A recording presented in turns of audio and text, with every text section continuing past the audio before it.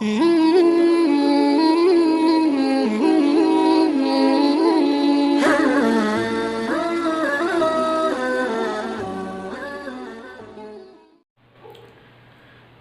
علیکم ورحمۃ اللہ وبرکاتہ۔ نحمدہ و نصلی علی رسولہ الکریم، اما بعد۔ معزز سامعین، سب سے پہلی بات کہ اسلام کا گلدستہ جس دھاگے سے بندھا ہوا ہے وہ ہے رسول اکرم صلی اللہ علیہ وآلہ وسلم کی سیرت طیبہ۔ تو اس لحاظ سے تمام مسلمانوں کو چاہیے کہ اس پاک وجود کی ہر بات ہر مسلمان کو پتہ ہونا چاہیے، ہر مسلمان تک پہنچنی چاہیے۔ اس کا سب سے بہترین ذریعہ تبلیغ کرنا ہی ہے۔ معزز سامعین، جیسا کہ آپ جانتے ہیں کہ آج کل کرونا وائرس نے دنیا میں تباہی مچا رکھی ہے، اور اس کا سب سے بڑا ذریعہ کہ لوگوں نے حرام کردہ چیزوں کو کھانا شروع کر دیا ہے۔ اللہ تعالیٰ فرماتے ہیں، اے لوگو جو ایمان لائے، تم پاکیزہ چیزوں میں سے کھاؤ جو ہم نے تمہیں پاک رزق دیا ہے، اور شکر کرو اللہ کا اگر تم اس اللہ کی ہی خاص کر عبادت کرتے ہو۔ تو دوسری جگہ پر اللہ تعالیٰ کیا فرماتے ہیں، یا ایھا الذین آمنوا کلوا مما فی الارض حلالا طیبا، اے لوگو جو ایمان لائے اس چیز میں سے تم کھاؤ جو میں نے تم پر حلال کر دیا، وہ پاکیزہ ہے۔ وَلَا تَتَّبِعُوا خُطُوَاتِ الشَّیطان، تم شیطان کے نقش قدم پر مت چلنا۔ فرمایا اِنَّهُ لَکُمْ عَدُوٌّ مُبِینٌ، کہ وہ ہمارا کھلا اور ظاہری دشمن ہے، وہ ہمیں ہر مرحلے پر ہمیں نیکی سے ٹوکتا ہے، ہمیں عبادت سے روکتا ہے۔ جیسا کہ ہم جانتے ہیں کہ کرونا وائرس جو ہے اس نے دنیا میں تباہی مچا رکھی ہے، سب سے زیادہ یہ چین میں پھیلا جا رہا ہے۔ کس وجہ سے ہے؟ کیونکہ لوگوں نے اللہ کے حکم کی نافرمانیاں کرنی شروع کر دی ہیں، انہوں نے مردار اور حرام کردہ اشیاء کو کھانا شروع کر دیا ہے۔ سب سے پہلے اللہ رب العزت نے فرمایا، بے شک تم پر مردار حرام کر دیا گیا ہے۔ مری ہوئی چیز کو مردار کہا جاتا ہے، مری ہوئی چیز کھانے سے اللہ رب العزت نے منع فرمایا ہے۔ والدما سے مراد وہ خون ہے، جس وقت ہم کسی چیز کو ذبح کرتے ہیں تو وہ خون بہہ جاتا ہے، تو جو بہا ہوا خون ہوتا ہے وہ ہم پر اللہ نے حرام کر دیا ہے۔ ہمیں اللہ کے احکام کو بنا کسی سوال کے،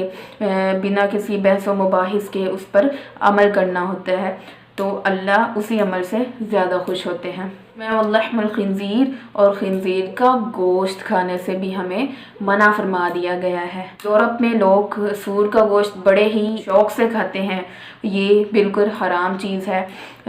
آپ یورپ میں چلے جائیں تو وہاں جا کر آپ دیکھیں گے کہ وہاں پر فحاشی کتنی عام ہے، گلیوں اور بازاروں میں لوگ فحاشی عام کر رہے ہیں، وہاں پر فحاشی کسی عام چیز کی طرح ہے، فحاشی کو گناہ سمجھا ہی نہیں جاتا۔ اور یہ کس قوم کا حال ہے؟ خنزیر کھانے والی قوم کا حال ہے، حرام کھانے والی قوم کا حال ہے۔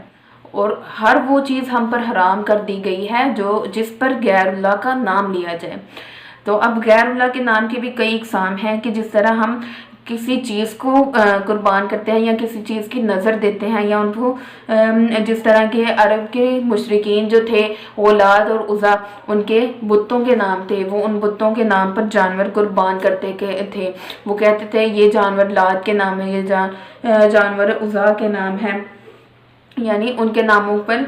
ذبح کیا کرتے تھے۔ یا پھر مجوسیوں کی طرح کہہ لیا جائے کہ وہ آگ کے نام پر کسی چیز کو قربان کرتے تھے یا کسی چیز کو ذبح کرتے تھے۔ فرمایا بس جو کوئی مجبور ہو جائے، نہ وہ حد سے بڑھے اور نہ وہ عادی ہو اس چیز کا۔ اب اس سے مراد کیا ہے؟ اللہ تعالیٰ نے ہمارے لیے جو حرام چیزیں کی ہیں،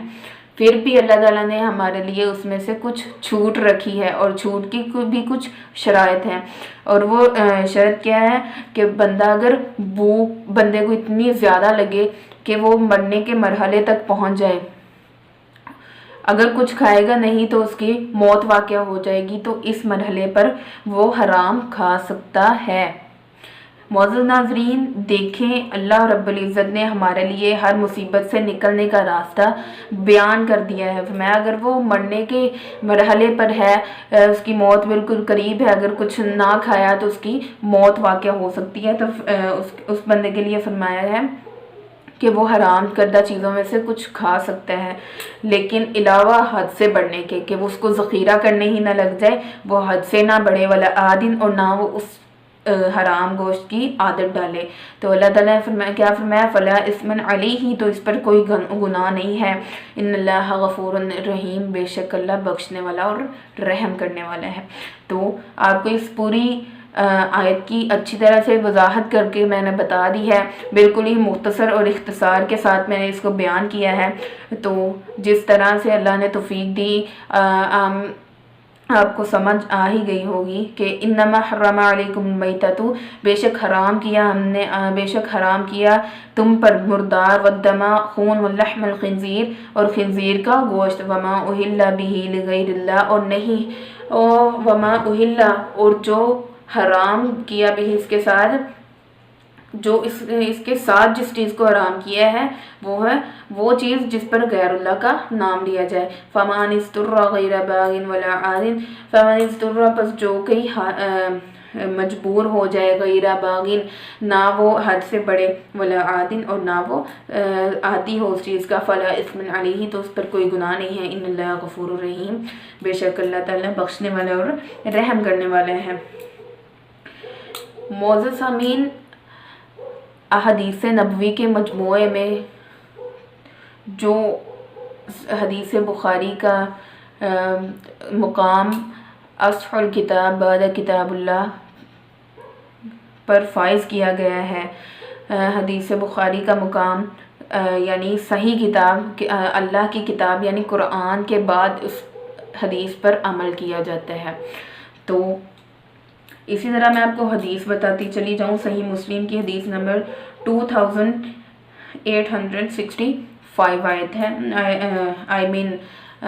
حدیث نمبر ہے کہ نبی اکرم صلی اللہ علیہ وآلہ وسلم فرماتے ہیں کہ بے شک میں نے اپنے بندوں کو حنیف ہی پیدا کیا ہے۔ حنیف کہتے ہیں یک طرفہ کو، ایک ہی فرقے والی، جس میں کوئی جدا جدا فرقے نہیں بناتا، حنیف جو ایک ہی اسلام کو، ایک ہی دین کو ماننے والے ہوں۔ فرمایا میں نے اپنے بندوں کو حنیف ہی پیدا کیا تھا، ان کے شیطانوں نے انہیں گمراہ کر دیا اور انہوں نے حلال چیز کو حرام کر دیا، اور حرام چیز کو انہوں نے حلال کر دیا خود پر، اور جو حرام تھی ان کو حلال کر لیا، اور جو حلال تھی ان کو حرام کر دیا۔ تو ساتھ ہی ساتھ میں آپ کو حدیث سے بھی دلیل دیتی جاؤں کہ حدیث جو ہے وہ قرآن کی شرح ہے۔ قرآن اگر حکم دیتا ہے تو حدیث ہمیں اس کے احکام بتاتی ہے، اس کا طریقہ کار بتاتی ہے۔ قرآن اگر ہمیں مسائل بیان کر دیتا ہے تو حدیث ان کا حل نکال دیتی ہے۔ حدیث قرآن پر حجت ہے۔ اسی طرح میں آپ کو بتاتی چلی جاؤں،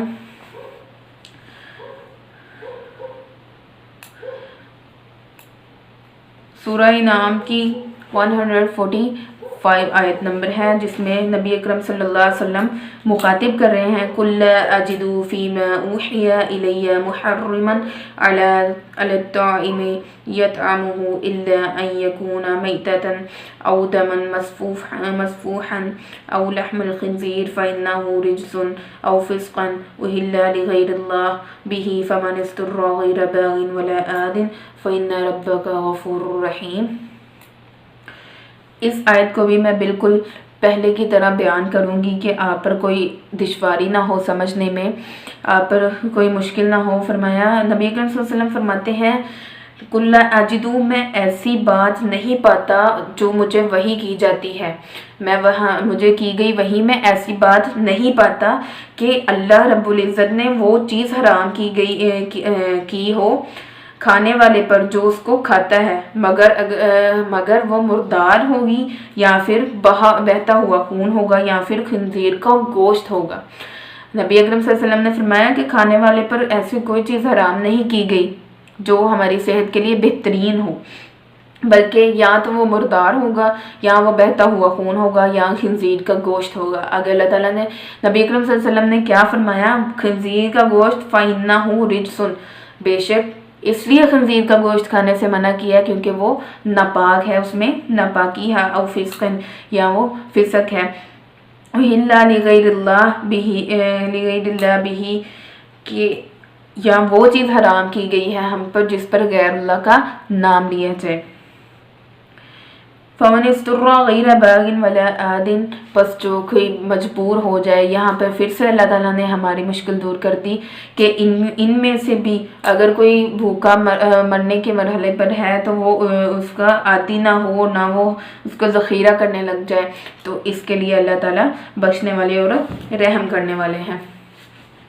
अगर सूरह नाम की ही 148 हदीस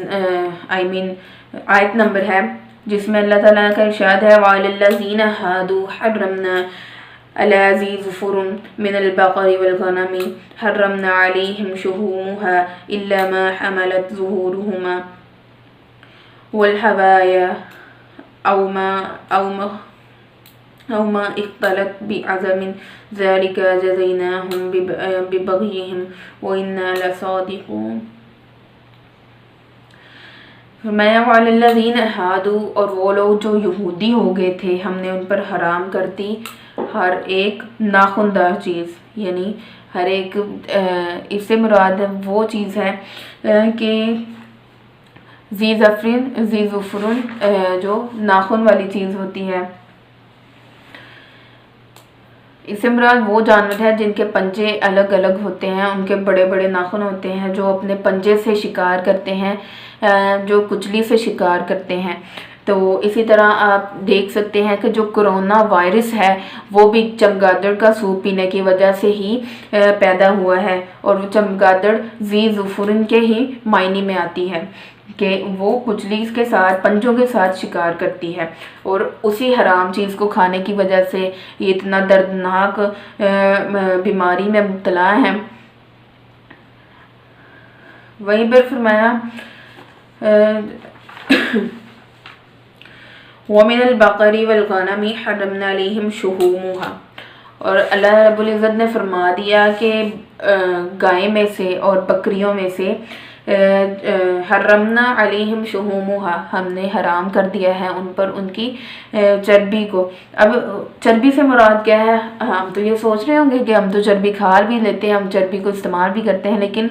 कुरान में जो चर्बी बयान की गई है वो चर्बी जो चर्बी यानी गाय की पुश्त पर होती है, उसकी पीठ पर होती है, वो चर्बी भी हमारे लिए हलाल है। और जो चर्बी अंतड़ियों के साथ होती है, या फिर ओजरी कह लें, या हड्डियों के साथ जो चर्बी लगी होती है, वो हमारे लिए हलाल है, उस मिकदार में हमारे लिए चर्बी हलाल है, यानी वो चर्बी हमारे लिए हलाल ही होगी। और इसी तरह अल्लाह ताला ने इस चर्बी को हराम, यानी जो चर्बी हम पर हलाल की गई है, वो हमारे लिए बिल्कुल वजाहत से बयान कर दिया है कि बकरी की पुश्त पर या फिर गाय की पुश्त पर जो चर्बी होती है वो हमारे लिए हलाल है, और या फिर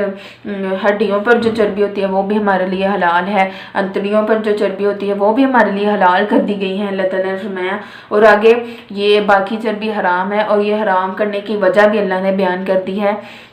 कि ज़ालिका जज़यनाहुम बिबग़यिहिम, फरमाया ये उनके लिए सज़ा थी। अब जो यहूदी लोग थे ना, शुरू में ज़िक्र है वल्लज़ीना हादू, जो यहूदी थे उनका मानना ये था कि हज़रत याकूब अलैहिस्सलाम ने अपने ऊपर ये चीज़ें अल्लाह के हुक्म से नहीं, वो नबी थे, उन्होंने अपने ऊपर ख़ुद से ही इनको हराम कर लिया है। तो ये उनकी अल्लाह ताला ने इस आयत को नाजिल कर दिया, तो यहूदी झूठे हो गए, तो इस वजह से अल्लाह ताला ने उन पर गाय और बकरी की चर्बी को हराम कर दिया, उनको सज़ा दी है। अल्लाह फरमाते हैं ज़ालिका जज़यनाहुम बिबग़यिहिम, ये उनके लिए सज़ा है जो उन्होंने सरकशी की थी, उन्होंने जुठलाया था मेरे हुक्म को, कि हज़रत याकूब अलैहिस्सलाम ने अपने तरफ से ही यानी इन चीज़ों को हराम कर लिया है, तो उनके लिए अल्लाह ने सज़ा दी है कि बकरी और गाय की चर्बी उन पर हराम कर दी गई है।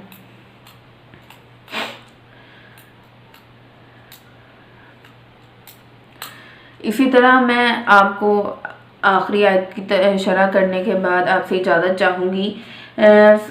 सूरह माइदा की आयत नंबर 3 है, जिसमें अल्लाह ताला फरमाते हैं हुर्रिमत अलैकुमुल मैततु वद्दमु वलहमुल खिंज़ीर वमा उहिल्ला लिग़ैरिल्लाहि बिही। यहाँ तक तो हमने 2 मरतबा पीछे भी पढ़ लिया है, और इसका तर्जमा और तशरीह मैं पीछे कर चुकी हूँ, और इसका तर्जमा और तशरीह हम अच्छी तरह से जान चुके हैं کہ اس میں کیا کیا وضاحت کے ساتھ بیان کیا گیا ہے۔ آگے جو اس میں لفظ استعمال کیے گئے ہیں والمنخنقۃ والموقوذۃ والمتردیۃ والنطیحۃ وما اکل السبع الا زکیتم وما ذبح علی النصب۔ ان لفظوں کا ترجمہ میں آپ کو بڑی ہی اچھی طرح سے اختصار کے ساتھ اور شرح کر کر بتاؤں گی کہ اللہ تعالیٰ نے کن کن جانوروں کو کھانے کا حکم دیا ہے اور کن کن جانوروں کو کھانے سے ہمیں منع کیا گیا ہے۔ اور ہم یہ بات جان چکے ہیں کرونا وائرس کی وجہ سے کہ اللہ نے ہم کو یہ جانور کھانے سے کیوں منع کیا گیا ہے، اور یہ بات ہم پر واضح ہو بھی چکی ہے، بہت زیادہ حد تک ہم پر یہ بات واضح ہو چکی ہے کہ ہمیں اللہ تعالیٰ نے یہ چیزیں کھانے سے کیوں منع کیا ہے، کیونکہ ان میں ناپاکی ہوتی ہے، بے حیائی ہوتی ہے، فحاشی ہوتی ہے، ان میں عجیب طرح کی بیماریاں ان سے لاگو ہوتی ہیں۔ تو اس لیے ہمیں منع فرمایا ہے اللہ نے کہ جو پرندے کچلی والے جو پنجوں کے ساتھ شکار کرتے ہیں ان کو کھانے سے منع کیا ہے، اور چمگادڑ بھی انہی پرندوں میں شامل ہوتی ہے۔ تو سوشل میڈیا میں ویڈیو وائرل کی گئی ہے کہ چمگادڑ کا سوپ کھانے کی وجہ سے نعوذ باللہ اتنی بھیانک بیماری کا لوگ شکار ہو رہے ہیں، جس جگہ سے ہم کھائیں لوگوں کے اندر سے گندے مواد نکل رہے ہیں۔ تو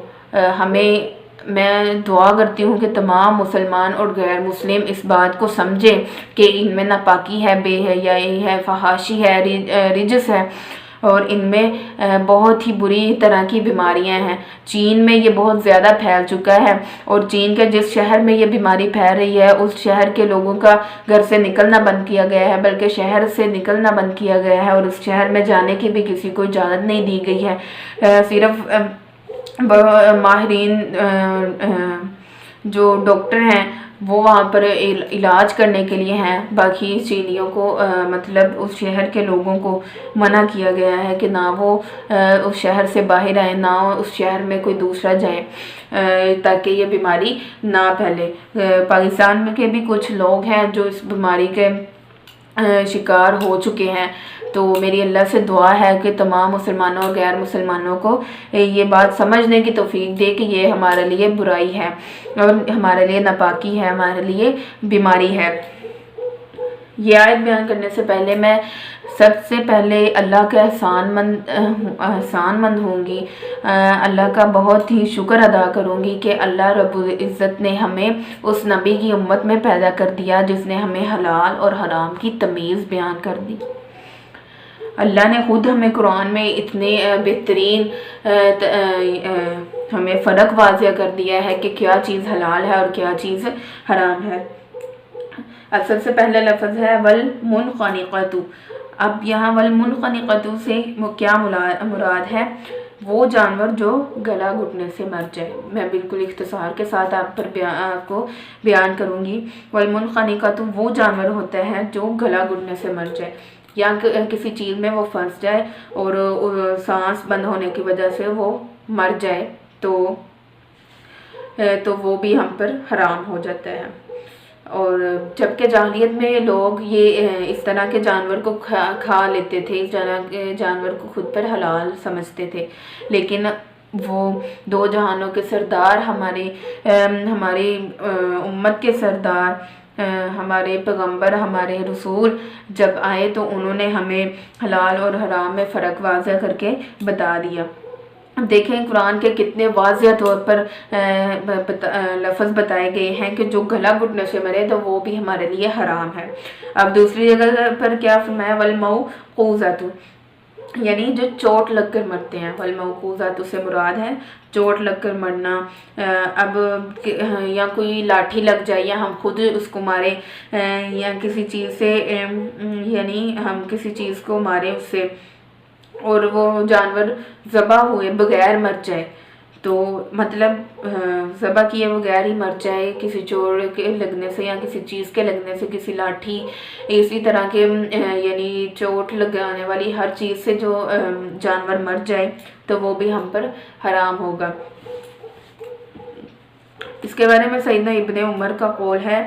کہ وہ فرماتے ہیں بندوق سے مرنے والا جانور موقوذہ ہوتا ہے۔ اب بندوق سے مراد کیا ہے؟ بندوق سے مراد گلیل بھی کہہ سکتے ہیں،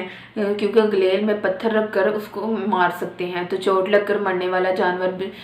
گلیل کے ساتھ مرنے والے جانور میں شامل ہے، کیونکہ بندوق سے مراد حضرت ابن عمر کا قول ہے موقوذہ ہے، جو چوٹ لگنے سے مرنے والا ہے۔ اب منخنقۃ کا مطلب ہے کہ جس کے سانس گھٹنے سے مر جائے، جس کا گلا گھٹنے سے جانور مر جائے تو وہ ہم پر حرام ہے۔ اور آگے بیان کیا والموقوذۃ، یعنی جو چوٹ لگنے سے مر جائے وہ جانور بھی ہم پر حرام کیا گیا ہے۔ آگے یعنی حضرت ابن عمر نے بھی اس کی وضاحت کر دی ہے کہ اسے بندوق وغیرہ سے یا جس سے چوٹ لگائی جائے تو اس میں گلیل بھی شامل ہے، گلیل سے بھی مرنے والا جانور ہمارے لیے حرام ہوگا۔ اسی جگہ پر صحیح مسلم کی حدیث ہے 1929 حدیث نمبر ہے، فرماتے ہیں ما اصاب بحد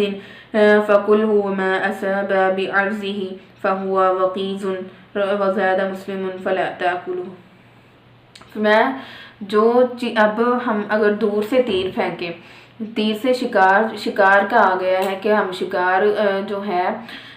شکار کر سکتے ہیں، شکار سے کیا ہوا جانور ہمارے لیے حلال ہوتا ہے، لیکن اب شکار کے بھی ہمیں احکام بتا دیے گئے، اس کے اصول بتا دیے گئے کہ شکار جو ہے ہم اگر تیر دور سے پھینکیں گے، اگر شکار کے جانور کو اس کی نوک لگ گئی ہے، پھر میں حدیث ہے میرے پاس صحیح مسلم کی حدیث ہے ما اصاب بحد، جس کو تیر کی نوک پہنچے یا کسی نوکدار چیز کی اس کو نوک پہنچ جائے، یعنی اس کو نوک لگ جائے اس کی، تو اس کو کھایا جا سکتا ہے، جانور کو کھایا جا سکتا ہے۔ وما اصاب بعرضہ فہو وقیز، اور جس کو جانور کو اس کی چوڑائی پہنچ جائے تو وہ موقوذہ ہوگا، اور زیادہ کیا صحیح مسلم نے کہ اس کو نہ کھایا جائے۔ جس کو اس کی نوک لگی ہے تیر کی وہ ہمارے لیے حلال ہوگا، اور جس کو چوڑائی پہنچی ہے وہ ہمارے لیے وقیز ہوگا، ہمارے لیے حرام ہوگا۔ اب یہ اللہ کے احکام ہیں، اللہ کی حدیں ہیں، انہی میں رہ کر ہمیں چلنا چاہیے، کیونکہ اسی اللہ نے ہمیں پیدا کیا ہے اور اسی کے ہم بندے ہیں۔ اور اللہ رب العزت فرماتے ہیں کہ مجھے یہ بات پسند ہے کہ میرے بندے کو میں جو حکم دوں وہ اس میں بنا سوال جواب کیے اس پر عمل کرے۔ آگے کیا فرمایا والمتردیۃ، اوپر سے گرنے والا جانور بھی اب حرام کر دیا گیا ہے۔ تو اللہ کے جو حکام ہے بغیر بحث و مباحث کے، بغیر کسی سوال جواب کے، بغیر کسی نقص کے ہم اس پر عمل ہی کریں گے۔ اب متردیۃ کا معنی ہے اونچائی سے گر کر مرنے والا، وہ یہاں پر سے اب جو پہاڑ سے گرے یا ہم خود دھکا دیں تو وہ ہم پر حرام ہوگا۔ آگے کیا فرمایا والنطیحۃ، سینگ لگ کر مرنے والا جانور۔ اب جیسا کہ جھگڑ پڑتے ہیں جانور آپس میں، تو نوکدار چیز لگنے سے مرنے والا یا کسی کو ٹکر لگ کر مرنے والا، وہ جانور بھی ٹکر لگنے والا یا پھر کوئی چیز یا سینگ وغیرہ لگنے والا اس میں شامل ہے، کہ سینگ سے مرنے والا، سینگ لگ کر مرنے والا جانور بھی ہم پر حرام ہے، یا کسی نے ٹکر مار دی تو وہ جانور بھی ہم پر حرام کر دیے گئے ہیں۔ آگے آیت میں کیا ہے فرمایا وما اکل السبع، یعنی جس جانور کو درندے کھا لیں تو وہ بھی ہم پر حرام ہے۔ اب درندہ کن کو کہتے ہیں؟ جو یعنی ذو ناب کہتے ہیں کچلی والے جانور سے، جو کچلیوں کے ساتھ شکار کرتے ہیں، جس طرح شیر، چیتا اور بھیڑیا وغیرہ، تو وہ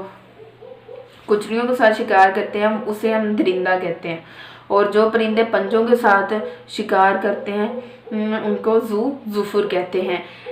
اور وہ پرندے بھی حرام ہیں جو ناخنوں کے ساتھ، اپنے پنجوں کے ساتھ شکار کرتے ہیں، اور جو ذو ناب جو کچلیوں کے ساتھ جانور شکار کرتے ہیں وہ بھی درندے ہیں،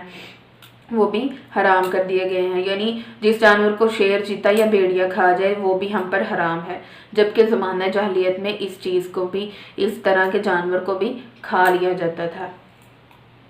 جبکہ جمہور مفسرین کا موقف ہے کہ اگر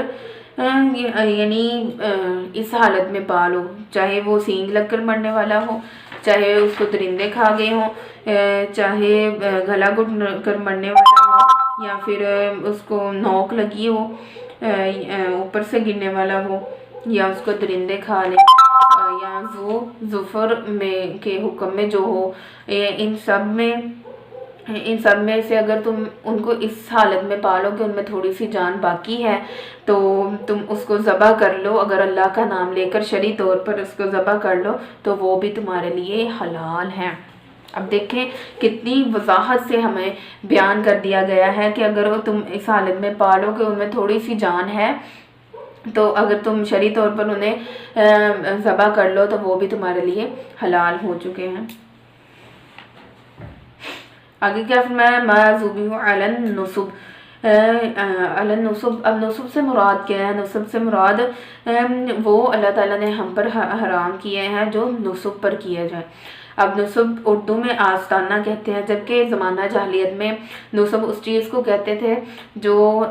بتوں کے لیے خاص جگہ مقرر کی ہو کہ یہیں پر بتوں کے نام کا ذبح کرنا ہے، یہیں پر بتوں کے نام کے ذبح کرنے والے آستانوں پر بھی ہمیں منع کیا گیا ہے کہ وہاں کا جانور بھی ہم نہیں کھا سکتے۔ اب فرما دیا ہے آگے آیت میں کیا فرمایا؟ وَأَن تَسْتَقْسِمُوا بِالْأَزْلَامِ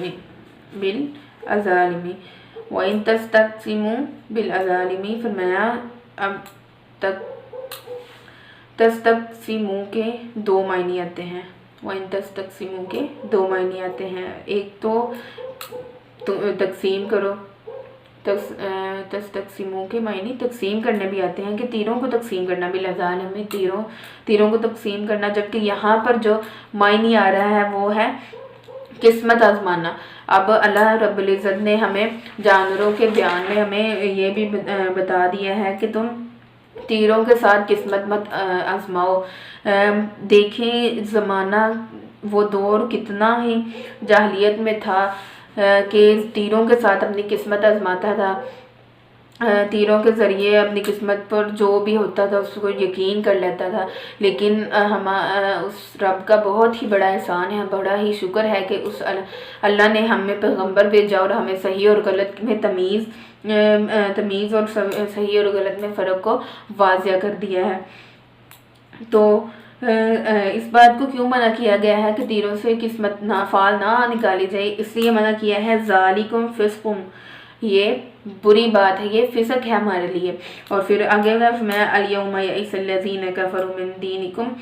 آج کے دن قیامت کے دن اللہ کہیں گے، فرمایا آج کے دن وہ لوگ نا امید ہوں گے جنہوں نے تمہارے دین سے انکار کیا تھا، میرے نبی کہ قیامت کے دن وہ لوگ ہم سے نا امید ہوں گے جنہوں نے تیرے دین سے انکار کیا تھا۔ تو اللہ تعالیٰ کیا فرماتا ہے؟ فَلَا تَخْشَوْهُمْ، کہ تم ان سے نہ ڈرو، یعنی مشرکین کی گمراہی سے نہ ڈرو، ان کی عداوت سے نہ ڈرو، ان کی مخالفت سے تم لوگ نہ ڈرو۔ فَلَا تَخْشَوْهُمْ، تم ان سے نہ ڈرو، وَخْشَوْنِی، تم مجھ اللہ سے ڈرو، تم ان لوگوں کا تمہیں کوئی ڈر نہیں ہونا چاہیے۔ اس بات کی تو آپ کو سمجھ آ ہی گئی ہوگی۔ الیوم اکملت لکم دینکم واتممت علیکم نعمتی ورضیت لکم الاسلام دینا فمن اضطر فی مخمصۃ۔ الیوم اکملت لکم دینکم کے بارے میں اختلاف ہے کہ یہ قرآن کی آخری آیت ہے، جبکہ سورہ کوثر کے بارے میں بھی کہا جاتا ہے کہ یہ قرآن کی آخری سورت تھی۔ تو میں آپ کو اس کا مختصر سا ترجمہ کر کے بتا دوں کہ کیونکہ یہ ہمارے موضوع کا حصہ نہیں ہے تو میں آپ کو اختصار